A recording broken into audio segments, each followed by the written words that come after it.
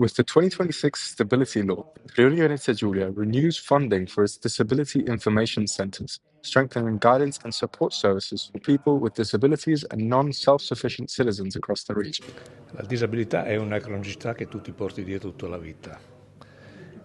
E l'esempio del lavoro e della storia in questa regione che c'è stata, con risultati che vengono considerati tra i più avanzati di questo paese, la dice lunga sul fatto che, essendo una cronicità, quindi portandosela proprio dietro tutta la vita, diventa un esempio importante per trasformare un modello di organizzazione che è ancora troppo concentrato sull'acuzia quando ha una domanda cronica.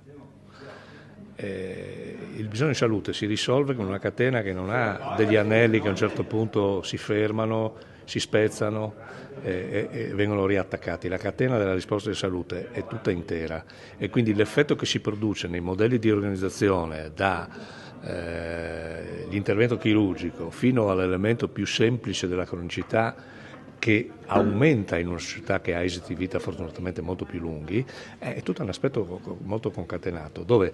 ogni parte deve esprimere la propria voce. Ma mettendo al centro la persona con disabilità, la sua famiglia e la grande capacità di ascolto che le istituzioni, assieme alle associazioni, in questo caso le consulte delle persone con disabilità, hanno promosso per costruire certamente un servizio che è un tassello in più nell'accoglienza di quelle che sono le necessità delle persone con disabilità.